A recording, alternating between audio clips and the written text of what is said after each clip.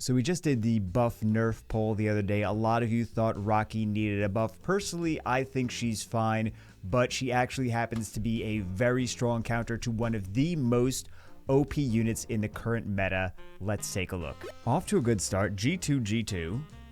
It's going to be 2 more bruisers coming out on the left-hand side. Well, just all Dragon Knights. And then we see...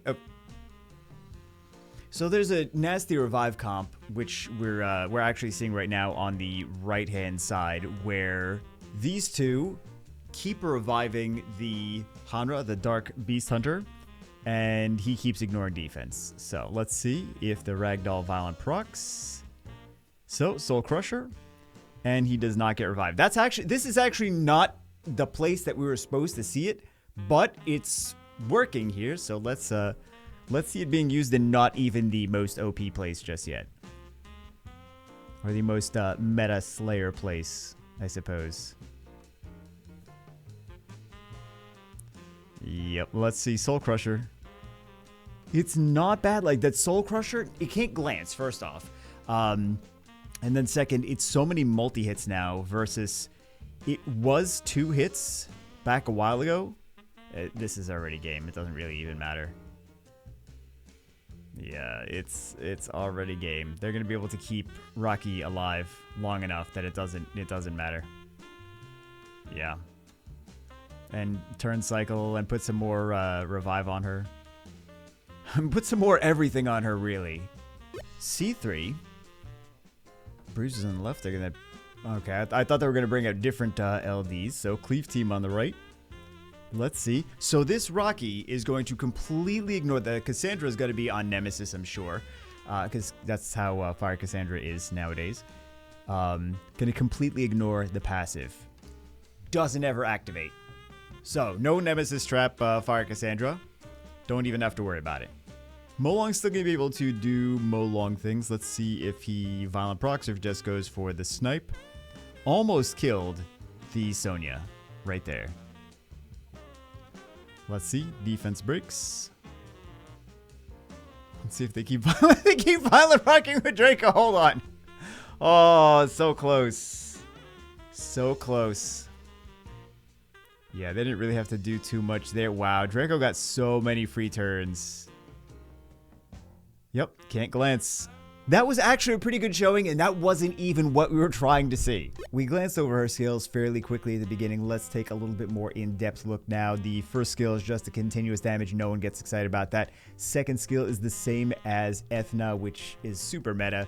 Defense break, AoE defense break, turn cycle when it lands is a crit, so she generally gets a turn after that to do her skill 3. She also does have 44% attack power leader skill, and then the skill 3, the most exciting one, attacks the enemy 4 times that won't land as glancing hits to inflict damage, which ignores all effects that resist death. Keep that in mind. Ignores all effects that resist death. Gains endure for 1 turn. The enemy defeated by this attack cannot be revived during the battle. So, turn cycle defense break.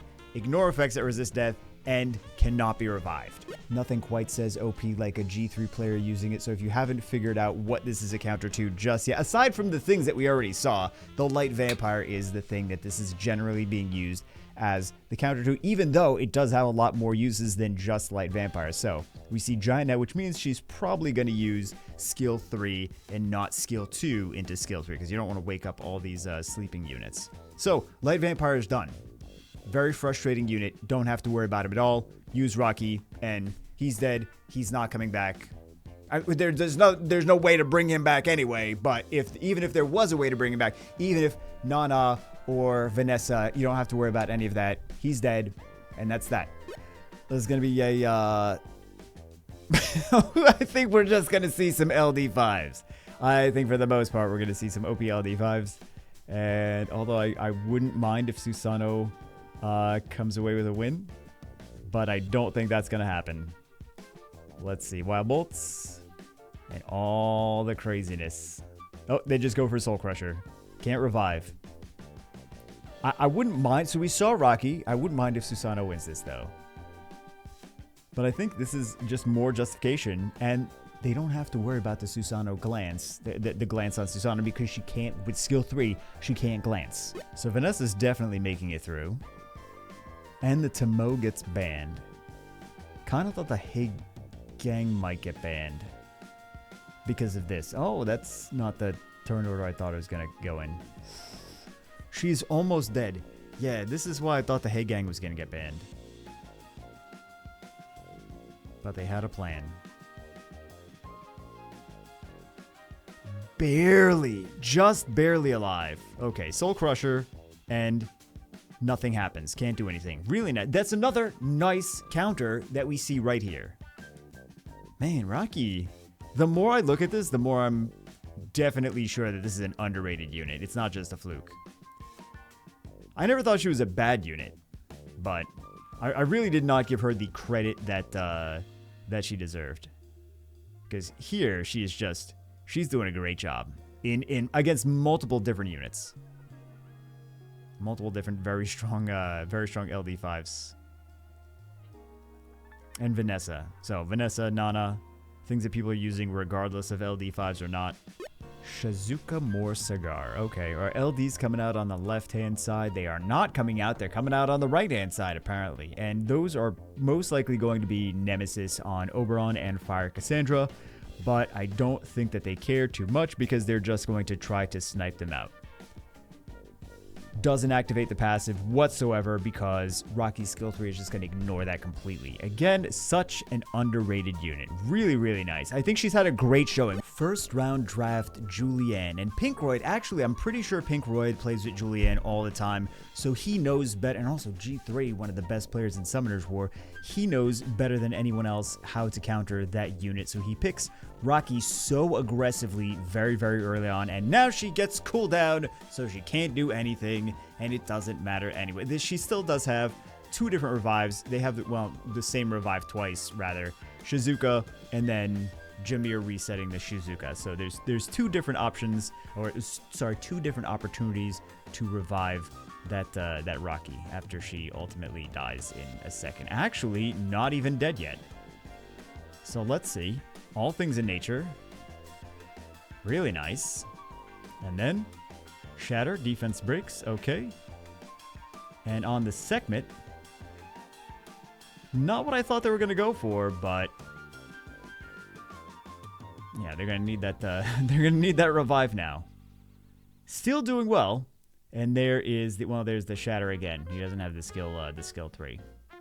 So ultimately, we don't even get to see what he could do in the hands of Pinkroid, because Pinkroid just wins with other stuff. We know he was going to win, but with what units, that's always the question.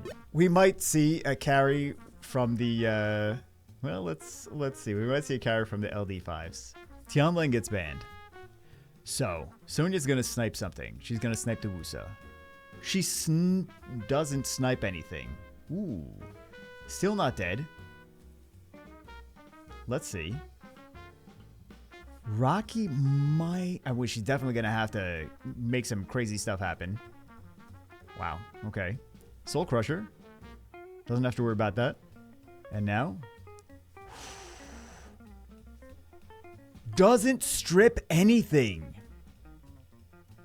Ridiculous. Wow. Okay. And that's done. Maximilian is gone. What did she kill? Goes for Raki? Goes for the Wusa. Didn't wanna risk trying to go for Raki and crit on that. Yeah. That's game. I'm gonna call it game already. Unless Junos, that's game.